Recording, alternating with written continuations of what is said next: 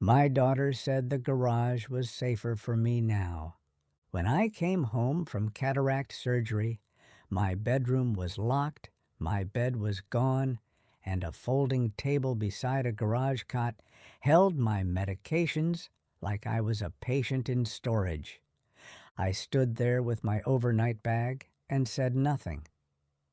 By noon the next day, I was holding an oxygen delivery log with her post office box written where my mail should have been.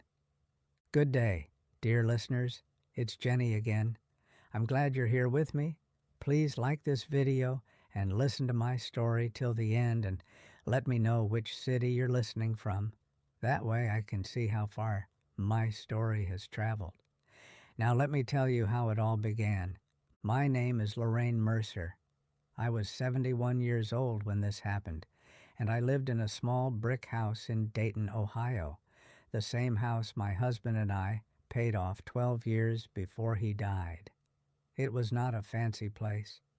It had a narrow front porch, a kitchen with yellowed cabinet handles I kept meaning to replace, a hall closet that stuck in damp weather, and a bedroom at the back of the house that looked over the side yard and the old dogwood tree. I thought my life there was settled. Not easy, just settled. At my age, that mattered. I had been a payroll clerk for years at a plumbing supply company. It was steady work. I understood forms, dates, account numbers, and the difference between what people say and what papers say. When I retired, I lived on my monthly pension, Social Security, and a modest savings account my husband Walter and I built one careful year at a time. We were never rich. We were never close to rich. But the mortgage was paid, the utilities were current, the insurance was in place, and the property taxes were handled. That gave me peace. Walter had been dead 6 years by then. Cancer took him in pieces. That is how it felt. Not all at once. In pieces.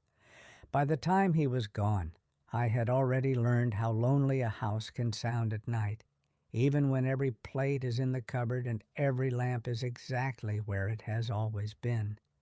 But I also learned something else. Quiet can be managed if the bills are paid, and nobody is moving your life around without asking. I have one daughter, Denise. She was 46 at the time. She lived about 25 minutes away with her husband, Mark, in a newer subdivision where all the front doors looked too similar to me.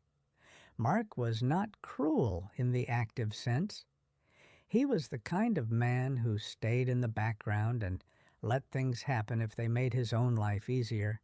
He nodded a lot. He said little.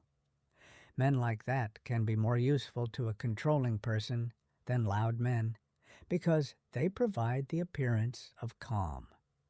Denise had always been efficient. That is the kind word. The truer word, looking back, is managerial. She liked systems, lists, passwords, bins, labels, little laminated cards, color-coded folders.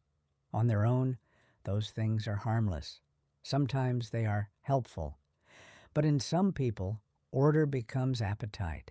If they can label things, they begin to think they own them. If they can organize your life, they begin to think they outrank you in it. For years, our relationship sat in that uneasy middle place mothers know too well. She called often enough to sound attentive. She helped just enough to look devoted. She also kept track of what I had. Not openly, not in a way I could easily object to, but she noticed. She noticed when the homeowner insurance renewed. She noticed when I mentioned a bank letter. She noticed when I said the furnace had been serviced. She noticed when I got a pension cost of living adjustment. I told myself she was just concerned. I wanted to believe I was imagining the rest. I had spent my life making excuses for people I loved. After Walter died, Denise started using certain phrases more often. At your age, you should simplify. If something happened, I would need to know where things are. That house is a lot for one person. You need a better system. What if you fell? What if mail piled up? What if you forgot a bill? She said these things while standing at my kitchen counter, as if she were reviewing a property she planned to manage one day. I kept my main documents in two places. House papers, insurance, tax records, and utility information were in a metal file drawer in the hall cabinet. My pension statements, bank notices, and medical correspondence went into a tray on the desk in my bedroom until I filed them at the end of each month. Denise knew that. She had seen the system for years. She once told me it was old-fashioned but decent. Looking back, that was the first warning. She had already evaluated it. I was not helpless. That part matters.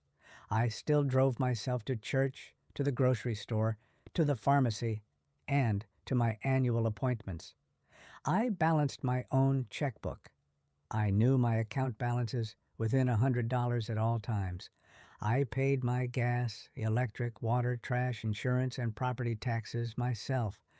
I had one credit card I used lightly and paid monthly. I did not need managing. I needed respect. Those are not the same thing. The cataract surgery was supposed to be routine, outpatient. One eye first, then the other later. Denise insisted on handling everything. She told me it made no sense for me to drive even with a neighbor taking me. She said she and Mark would keep me at my own house for 2 nights after the procedure, and she would set things up so I didn't strain myself. She used that phrase twice, set things up. I still remember the exact wording because later it mattered. A week before the surgery, she asked for my bedroom key. Not my front door key. My bedroom key. I had a simple lock on that door because Walter used to work nights and sleep days, and we had kept the habit of being able to lock the back bedroom. I rarely used it, but the key hung inside the hall cabinet. Denise said she wanted it in case she needed to put my laundry away or get my insurance card if I forgot where I had placed it. I said no at first. She laughed and called me dramatic.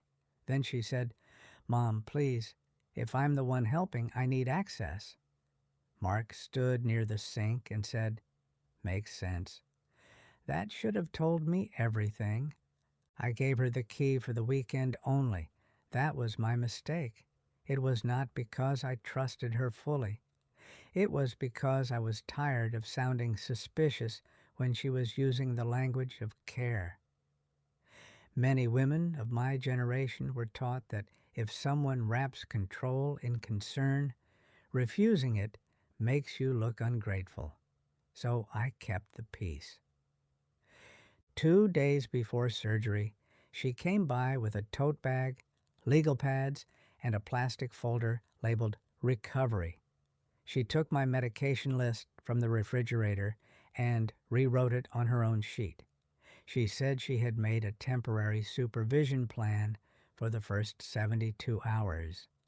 I laughed because it sounded like something from a facility. She did not laugh back. She said the doctor's office would appreciate knowing someone was monitoring compliance. I said I was not a child. She said nobody said you were. But she left the paper on the table anyway. That paper bothered me. Not because it was official. It was not. It was her own homemade chart with boxes for medicine times, hydration, movement, rest, emergency contact, and home safety observation. At the bottom was a line that said, Supervisor Signature. It was blank. I remember that because later I found the same sheet in her tote bag, still unsigned, as if it had been meant for display more than actual use. The morning of the procedure, I was nervous but calm. Denise drove me. At the surgical center, She answered 2 questions before I could answer them myself. When the nurse asked who would be with me the first night, Denise said, "I'm overseeing her recovery." It was a strange phrase. Not helping, not staying with, overseeing. I turned and looked at her. She smiled like she had done something kind. I said nothing because I was about to have surgery and I did not want a scene. The procedure went fine. My eye felt gritty, my head felt light, the world looked too bright. Denise took me home, or what I thought of as home. Mark had already left. She walked me through the side door because she said the front step was not safe. That was the first practical humiliation. Small, maybe, to someone younger. But this was my house. I had entered through my front door for 40 years. That day, my own daughter steered me around to the side, as if I were service equipment being delivered. When I got inside, the air smelled like sawdust and detergent. I thought at first Mark had done some work in the garage. Denise took my elbow and said, "Just watch your step." She led me through the utility room and opened the garage access door. That is when I saw it, a narrow metal frame bed with a thin mattress, fresh sheets, a lamp clipped to a folding chair, a plastic caddy with my eye drops, pill bottles, tissues, bottled water, and a bell. A bell. My robe hung from a hook, screwed into a beam. 2 cardboard wardrobes stood against the wall with some of my clothes. My slippers were lined up neatly on a rubber mat. I stopped walking. She said, "It's only temporary, Mom. The garage is safer." I asked where my bed was. She said, "Your room is too far from the bathroom, and the floor back there is a fall risk in the dark. This way I can monitor you, and it's closer." I looked past her toward the hall. She said, "Don't start. I already moved what you need." I asked for my bedroom key. She said, "I put it somewhere safe."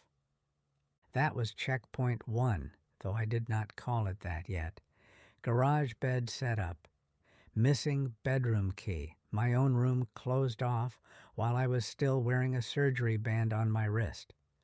I sat on the bed because my eye was stinging, and I suddenly felt weak in a way that had nothing to do with medicine. Denise kept talking. She said the doctor had stressed no bending, no strain, no sudden movement. She said the garage had better access. She said she had organized everything. She said I should be grateful somebody cared enough to do all this. That phrase landed colder than the rest. Grateful. As if gratitude was owed for being displaced inside my own house. I told myself it was only 2 nights. I told myself I had 1 patched eye and bad timing. I told myself not to make a crisis out of a temporary setup. But something had shifted. I could feel it before I could explain it. That first night, Denise stayed in the guest room. Around 10, I asked again for my bedroom key. She said, "Tomorrow." Around midnight, I woke to the sound of the inside door opening softly. I heard cabinet doors in the kitchen. I heard paper, not loud, just paper being moved. Then the soft close of drawers. I lay there on that garage bed, staring at the rafters, and understanding in a physical way that I had been put out of the center of my own house so someone else could move around in it more freely. The next morning, she had coffee ready. My regular mug was not on the table. She had given me a travel mug with a lid for safety. Again that phrase, for safety. She had also moved my mail from the front hall table to the kitchen counter and arranged it in 3 piles: medical, household, financial. I never sorted it that way in real time. I looked through it and noticed two things. First, there was less than I expected for the week. Second, one envelope from my bank had already been slit open. She said she thought it was a discharge instruction because it had a health savings logo from a partner service I had once used. It did not. It was a fraud alert letter about unusual sign-in attempts on my online banking. That was checkpoint 5, though I did not yet know how important it would become. Bank alert envelope already opened. I asked why she was opening my mail. She said, "Because you can barely see." I said, "Then you hand it to me." She sighed and looked at me the way impatient people look at the elderly when they are trying to make impatience appear reasonable. "Mom, everything is not an attack." That sentence sits in my memory because it is one controlling people use when they want the other person to feel foolish before the facts are even checked. The second day, a medical supply company delivered a small portable oxygen concentrator carry bag I had never ordered. I need to explain that. I do not use oxygen regularly. After surgery, one of the discharge notes had mentioned I might find it easier to sleep upright with good airflow, and that certain patients with nighttime breathing issues sometimes rent support equipment short-term if prescribed. I had mentioned casually months before that Walter had once used an oxygen service during hospice and that I still knew the company name. Somehow, Denise turned that into a conversation with a supplier about temporary recovery support. The driver came to the side entrance and asked for confirmation of the log. Denise was in the bathroom. I signed for nothing. I only glanced at the clipboard because my eye was still sore. The line for contact mail point listed a post office box, not my address, a P.O. box. Under it was a handwritten name, D. Mercer. I looked harder. I asked the driver, "Whose box is that?" He said, "The contact person on the order, ma'am." I said, "I did not give that." He shrugged in the polite way service workers do when they know something is odd, but do not want to become part of it. I asked if I could see the full order sheet. He let me look for a moment. My name was listed as patient. My street address was listed under service location, but contact mail point was the P.O. box. Denise came out before I could copy it. She took the clipboard from him and thanked him. Too fast. Much too fast. That was checkpoint 2. Oxygen delivery log listing my daughter's P.O. box as contact mail point. I said nothing then. I wish I could tell you I confronted her on the spot. I did not. I had spent a lifetime learning that sometimes silence is not weakness. Sometimes it is how you keep the room still long enough to hear the whole lie. On the third morning, she said recovery had gone well, and I should keep the garage set up for at least another week until we evaluate. We evaluate. That is what she said. Not you decide. Not let's see. We evaluate. I asked her plainly when my bed would go back. She said, "Mom, honestly, your old room may not be the safest arrangement anymore." Then she pointed out the backyard room down the hall, my own room, and said, "You've got too much furniture in there, too many rugs, too much clutter." My bedroom was not cluttered. It held a bed, 2 nightstands, a dresser, a chair, my desk, and Walter's cedar chest. That was all. But control often starts by renaming your normal life as disorder. Mark appeared in the doorway holding his car keys. He did not meet my eyes. He said, "It might make sense to keep things simple for a while." Then he left for work. Passive men always seem to discover appointments. when courage is required. Denise went home that afternoon. She said she would return after work to check on me. Once she left, I walked slowly through my own house. My eye was sensitive, but I could see well enough. My bedroom door was locked. I checked the hall cabinet. No key. I checked the kitchen junk drawer. No key. I checked the sideboard. No key. When I bent to look under the living room secretary desk, my eye throbbed, and I had to sit down.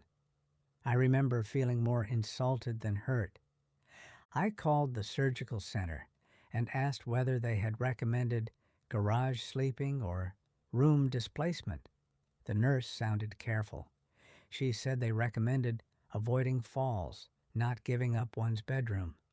That mattered to me. Not because I needed permission, but because Denise had kept using medical language as if an authority stood behind her. There was no such authority. Then I noticed something else. The mail tray on the desk in the guest room was empty. Not just current mail. Empty in that cleaned-out way that says someone has gone through it. My pension notices were usually filed monthly, but the newest two should still have been in the tray because surgery week had interrupted my routine. They were missing. I started checking dates. Utility bill present. Insurance renewal postcard present. Grocery coupons present. Church newsletter present. No pension deposit notice. No quarterly pension update letter I had been expecting. No bank statement stub. Nothing from the pension office at all. That should have told me everything. The next red flag came by accident. Denise forgot one of her tote bags under the kitchen chair. It was the same one she had brought with the recovery folder. I do not usually go through other people's bags. I was raised not to. But by then she had opened my mail, locked my room, and routed a medical contact through a box I did not recognize. So I looked. Inside the tote were a pharmacy receipt, a folded copy of the homemade supervision sheet, a notepad with my medication schedule, and a stack of loose envelopes. One was from my bank, opened. One was from the pension office, stamped undeliverable, forwarding order on file. My heart started beating hard then, not because I did not understand, but because I understood too quickly. Another slip attached to it showed a remail entry. There was also a small yellow postal notice with a partial P.O. box number that matched the one on the oxygen log. Underneath all that was the temporary supervision sheet, still unsigned. That was Checkpoint 3 and Checkpoint 6 together. Pension office notice marked undeliverable and rerouted. Unsigned temporary supervision sheet left in my daughter's tote. I sat at the kitchen table holding those papers for a long time, not because I was confused, because I was counting the steps in my head. That is what years in payroll taught me. Not outrage first, sequence first. I called the pharmacy listed on the receipt. A young clerk answered. I gave my name and asked whether any post-surgery supplies had been picked up in the last 3 days. He asked for my date of birth. Then he said yes, eye drops, tape shields, lubricating gel, and a support wedge pillow had been picked up by Denise Mercer. I asked whether my address was on the account. He hesitated and said he could confirm the last verified contact address if I had identifying information. I gave it. He said, "The pickup note shows a mailing contact update request with a post office box attached, but the residence address remains your street address." My mouth went dry. I asked him to repeat the box number. It matched the oxygen log. That pharmacy clerk became my first outside confirmation. He remembered Denise because she had asked twice whether all future notices for temporary recovery supplies could be consolidated to the P.O. box to avoid missed deliveries. That was not a misunderstanding. That was planning. I wanted to believe I was imagining it. I did. But there comes a point when wanting that becomes a form of self-harm. Records were moving. My name was still on them. Control was not. The next morning I drove myself, patch and sunglasses and all, first to the post office and then to the pension office branch downtown. I should say this plainly. I probably should not have driven so soon after surgery.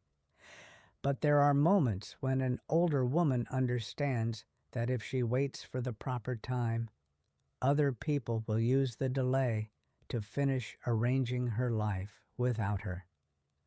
At the post office, I stood in line with my folder. When my turn came, I asked whether any forwarding order or P.O. Box association had been filed involving my street address. The clerk at first gave me the standard line about privacy. I said I was not asking about general mail. I was asking whether my name had been linked administratively to another mailing point. I showed my driver's license, my utility bill, and the pension envelope stamped undeliverable. She took it to the back. A supervisor came out. He was patient but formal. He asked me whether anyone in my household had authority to receive mail on my behalf. I said no. He asked whether anyone shared my surname at another address. I said my daughter did, but not at my house. He looked at the envelope and then said he could tell me whether a box application or forwarding instruction referenced my street address if it affected delivery integrity. He came back 10 minutes later with a copy request form for a box record review. He could not hand me the full file that moment, but he could tell me enough. A P.O. box had been opened in Denise Mercer's name.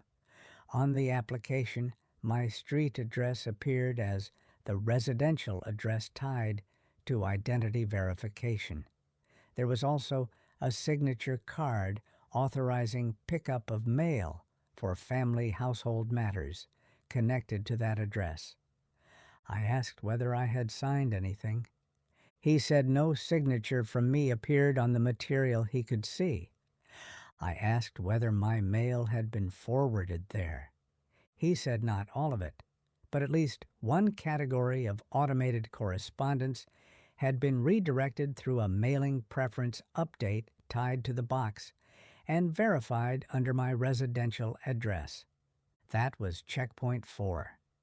Post office box signature card in daughter's name, tied to my street address. I asked for a formal written note that my identity address had been used in a P.O. box arrangement without my direct signature on file. He said he could provide a transaction inquiry acknowledgement and advise me on submitting a fraud review. I filed it on the spot. Then I went downtown to the pension office. That part moved faster because pension offices understand older people and mail problems. The woman at the desk, Ms. Carver, printed my last 6 notices. 2 had been generated normally. 1 had been returned. 1 had been reissued with alternate mailing handling. She looked at me and said, "Do you maintain a post office box?" I said no. She turned the screen slightly and asked me to verify the street address on my file. It was correct. Then she asked if I recognized the contact mail point listed for recovery support correspondence. It was Denise's P.O. box. Pension deposit notices, verification letters, and benefit adjustment summaries had not all been redirected. Denise had been careful. Only selected correspondence had been touched, the kind that could test whether she could manage my paperwork quietly without alarming me through missing monthly deposits. That was the cold part. She was not taking the money yet. She was testing the lanes around it. Ms. Carver asked if I had granted any representative access, temporary or otherwise. I said no. She printed a change history, one phone request, one mailed correction attempt, one return notice, one flagged beneficiary information inquiry, none signed by me. She placed the pages in front of me and said in a very neutral voice, "You may want to secure all future communications in person until this is resolved." That was outsider confirmation number 2. By the time I got home, my eye hurt and my hands were shaking, not from frailty, from clarity. I went straight to the hall cabinet, got the spare screwdriver, and removed the small latch plate from my own bedroom door. If Denise wanted me out of that room by using my own missing key, then a screwdriver could answer her. I opened the door. The bed had been moved against the far wall. My desk drawers were ajar. My mail tray was empty. My pension folder had been shifted from the right side of the desk to the cedar chest. Walter's old lockbox sat on the floor, open, though nothing valuable remained in it except warranties, old insurance cards, and our marriage license copy. The closet shelf had been rearranged. My file folder labeled House was still there, but the thinner one labeled Monthly was missing from its usual place. That was when the humiliation turned into something cleaner, not less painful, cleaner. She had not only put me in the garage, she had used those 2 recovery days to test access to my records and move official mail into her control channels. I stopped arguing and started checking. I made a timeline on a legal pad. Bedroom key requested, recovery folder created, surgery day room displaced, garage setup, opened bank alert letter, oxygen log with P.O. box, tote bag with rerouted pension notice, pharmacy confirmation, post office confirmation, pension office history, missing monthly folder. Once I had it in order, I could breathe. Then I checked my bank in person. The fraud alert letter concerned 2 attempted online sign-ins from an unfamiliar device. Neither had succeeded because I had never set up full online transfer privileges, only balance viewing and bill pay. The branch manager asked whether anyone had helped me digitize my accounts recently. That exact word, digitize. I remembered Denise asking a month before if I wanted her to help me move everything onto her family dashboard in case of emergency. I had said no. The manager placed a verbal alert on the account, changed my mailing preference to branch pickup temporarily, and printed a list of recent profile inquiries. 2 calls had asked about statement mailing and alert consolidation. Neither resulted in account takeover, but both had enough identifying information to sound plausible. My daughter knew my birth date, last 4 digits, pension source, and old employer. Family knows the facts. Strangers work hard to steal. That afternoon, Denise called and asked how I was feeling. Her voice was warm in that efficient way she used when she expected cooperation. I said my eye still hurt. She said she would come by after dinner and reassess the sleeping arrangement. Reassess. Again that word. Not ask. Reassess. I told her that was not necessary. She said, "Mom, don't be stubborn. I'm trying to keep you safe." There it was again, safe. That word can become a crowbar in the wrong hands. Before she arrived, I laid out the papers on the kitchen table in neat rows. The oxygen delivery log copy I had written down from memory, and confirmed with the supplier by phone the post office inquiry acknowledgement, the pension office history printout, the returned notice stamped undeliverable, the opened bank alert envelope, the pharmacy receipt, and the unsigned home safety supervision sheet from her tote. I also placed my house key ring on the table and the small bedroom key hook from the hall cabinet beside it. Empty. I called one more person before she came, the medical supply company. I asked for the original order intake. The woman on the phone said a family caregiver had requested temporary support routing and provided a P.O. box for notices because the patient might be confused post-anesthesia. I asked whether the caregiver had legal authority on file. She said no, only verbal intake notes. I asked her to email me the intake summary. She could not email unsecured, but she said I could pick up a printed copy the next morning. That was enough. When Denise arrived, Mark was with her. That told me she expected resistance and wanted witness cover.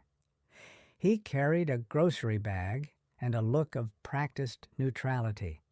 She came in through the kitchen without knocking because she still thought of herself as the manager of the situation. Then she saw the papers. I told them both to sit down. Denise smiled a little too quickly and said, "What is all this?" I said, "Records." She stayed standing for a moment, then sat. Mark sat too. I did not begin with emotion. I began with sequence. I held up the home safety sheet first. You made this. It is unsigned. No doctor required it. No nurse asked for it. You used it anyway.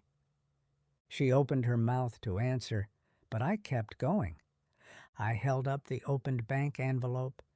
This arrived at my house opened. It is a fraud alert. My account had 2 unauthorized sign-in attempts. She said, I was trying to help with the mail. I slid the returned pension notice across the table. This was in your tote bag. It says undeliverable with forwarding order on file. Her face changed then. Not much, but enough. I laid the post office inquiry beside it. Today, the post office confirmed that a P.O. box in your name used my street address as the residential link. There is no signature from me authorizing that. Mark looked at Denise then, finally. I put down the pension office printout. The pension office also confirmed selected correspondence was redirected through that same box, not the money, the notices, the adjustments, the verification letters. Denise said, Mom, you're blowing this up. I was trying to consolidate things while you recovered. I said my recovery is 3 days old. This paperwork started before surgery. I showed the pharmacy receipt. The clerk remembers you asking to route mailing notices for recovery supplies to your box. I tapped the oxygen log notes, and the oxygen order listed your P.O. box as contact mail point while using my home as service location. She said, that was only to make sure things didn't get missed. I said, at your box. She said nothing. Then I asked the question that mattered. Where is my bedroom key? She looked at Mark. He looked down. I repeated it. Where is my bedroom key?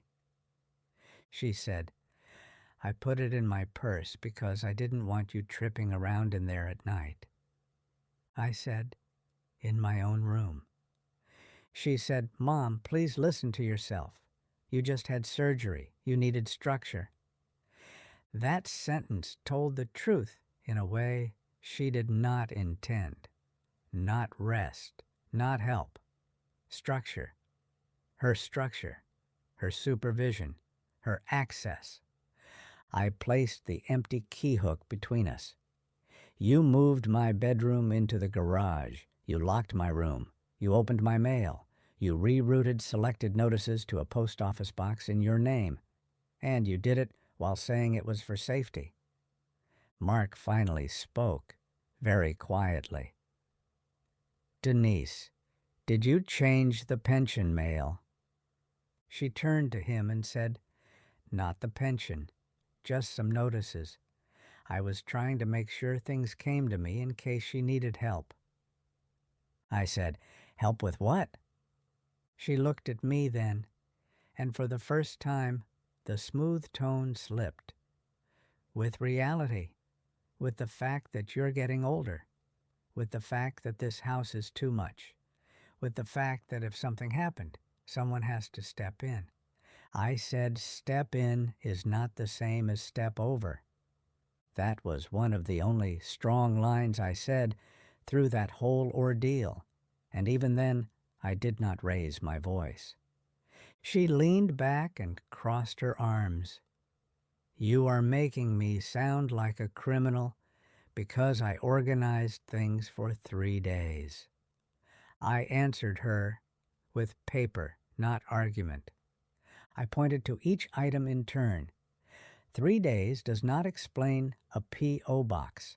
3 days does not explain opened bank alerts. 3 days does not explain a pension notice stamped undeliverable. 3 days does not explain using my street address on your postal paperwork. 3 days does not explain locking my bedroom and removing my monthly file. At that, her eyes shifted. Small movement. Enough. I said, Why, where is the monthly folder? She was quiet. I asked again. She said, I took it home to sort it. I looked at Mark. He looked sick then, or embarrassed, or both. It is hard to tell with passive men because shame and inconvenience wear the same face on them. I said, You took my financial folder out of my house while I was in the garage recovering from surgery. She started crying then, but not in a way that moved me. It was angry crying, the kind people do when the plan has failed and they want emotion to take the place of permission.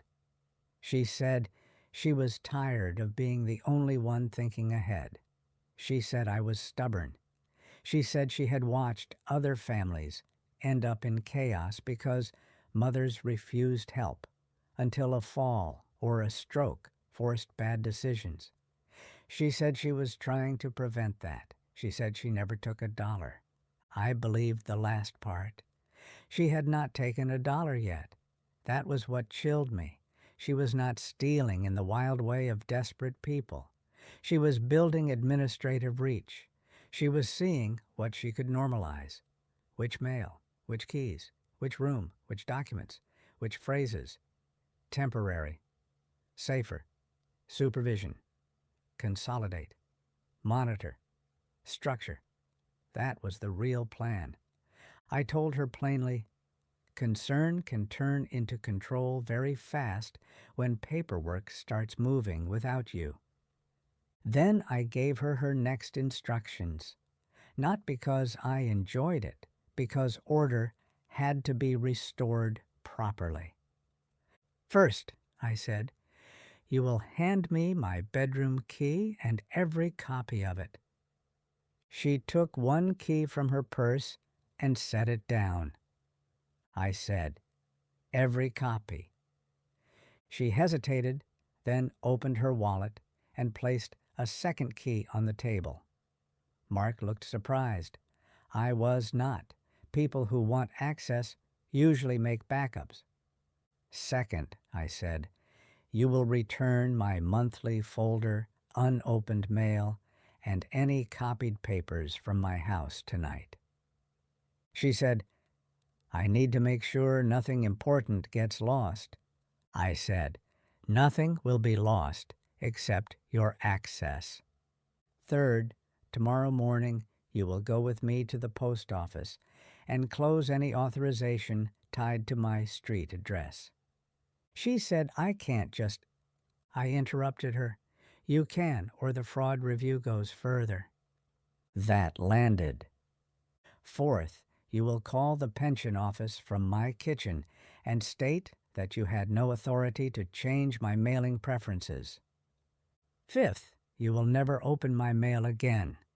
Sixth, the garage bed leaves this house tomorrow. Mark asked softly, Lorraine, do you want me to move it back now? I said yes. That was the reveal. Not dramatic, not loud. One record after another. One correction after another. No speech. Just sequence.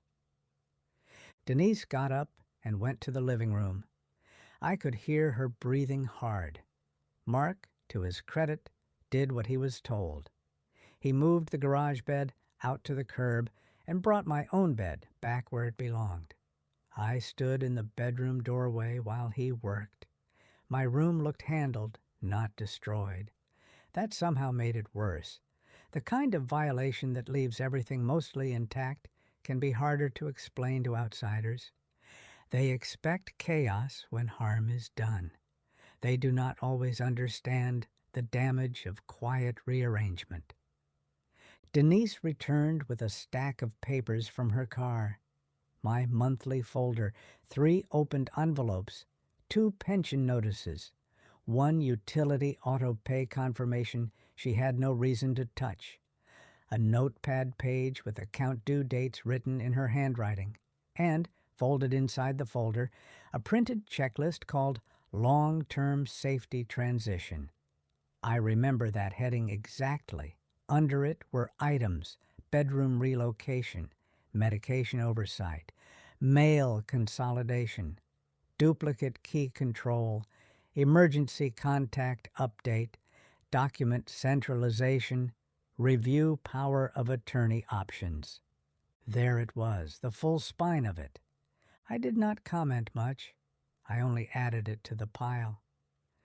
The next morning we went to the post office. She was pale and quiet. Mark drove because my eye was still healing. At the counter, Denise signed a statement removing any family household claim over my mail routing and acknowledged that she had used her box as a contact point without written authorization from me. The supervisor did not lecture her. He did not need to.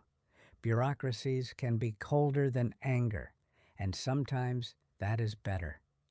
From there, we went to the pension office. Denise told Ms. Carver that she had attempted to centralize correspondence during my recovery without formal authority, and that all future notices should go only to me. Ms. Carver's expression did not change. She printed the correction, flagged the file, and had me set in-person verification for any future mailing changes. Again, not dramatic, just corrected. I also went back to the bank, changed my passwords properly, removed phone-based convenience prompts, added branch-only verification for address changes, and requested paperless fraud alerts only through a device I controlled. I changed the locks on the side entrance and hall cabinet. I placed a locking file box in my bedroom closet for current correspondence. I updated my will, not because Denise had a claim to the house, but because I had learned something hard. Being legally secure is not the same as being administratively protected. A person can test control around your life long before they can touch the title to anything. The medical supply company gave me a printed intake summary the next day. The words on it were plain and ugly in their own quiet way. Caregiver requests contact mail to P.O. Box due to patient confusion post-anesthesia. Confusion. Before I had even been anesthetized, the story had already been prepared. I kept that paper. I also went back to the pharmacy and thanked the clerk who had spoken to me. He remembered me. He said he was sorry if his confirmation had upset me. I told him the truth upset me more than he did. He nodded like someone who had seen families turn strange around paperwork before. The practical aftermath was not complicated. I did not cut Denise out of my life in one dramatic sweep. Life is rarely that clean when it is your child. But I cut off the channels she had tried to create. No house keys, no mail access, no document handling, no account discussions, no help involving forms, passwords, or contact changes. If she came by, she sat in the kitchen like any other guest and did not walk the house. Mark stopped coming for a while. I think he was embarrassed. Denise called several times wanting to put the misunderstanding behind us. I told her it was not a misunderstanding. It was a sequence. Once a thing has a sequence, it is harder to rename. I also hired a local attorney to prepare a limited directive package naming a neutral fiduciary service, not family, for any future temporary incapacity. That hurt Denise deeply when she learned of it. I did not do it to hurt her. I did it because she had already shown me how quickly concern could become management in her hands. I left her something in the will because this was not a giant inheritance story, and I was not trying to script revenge from beyond the grave. But the house was placed under instructions that required sale and clean division, not family occupancy control, and no one child was given procedural advantage over the property. As for the garage, I had Mark remove the hook where my robe had hung, the folding chair, and the clip lamp. I donated the cot. I scrubbed the small rubber mat myself. I do not know why that part mattered so much, but it did. Maybe because humiliation leaves residue in ordinary objects. I wanted that setup erased by my own hands. 2 months later, when my second eye surgery came around, I arranged transportation through my church friend Ellen and recovery checks through a neighbor in 2-hour intervals. No overnight manager, no recovery folder, no supervision sheet. I slept in my own bedroom the same night and healed just fine. I learned something plain from all this. Family can talk about safety while testing your boundaries. They can call it help while moving papers, keys, and mail. They can say temporary while building a system around your life that leaves you smaller inside your own house. That is why paperwork matters. That is why proof matters. A cruel person does not always begin by taking the money. Sometimes they begin by moving the notices, the passwords, the keys, and the room. I also learned that dignity at my age is not only about being loved. It is about being left in charge of what is mine unless I clearly choose otherwise. Respect and access are not the same thing. Concern and control are not the same thing. And when somebody starts using practical language too early, safer, simpler, temporary, consolidate, supervise, you need to stop arguing and start checking. I learned that late, but not too late. Tell me honestly, what would you have done in my place? Would you have forgiven her? Let me know in the comments what city you're listening from. And if stories like this matter to you, please like the video and subscribe.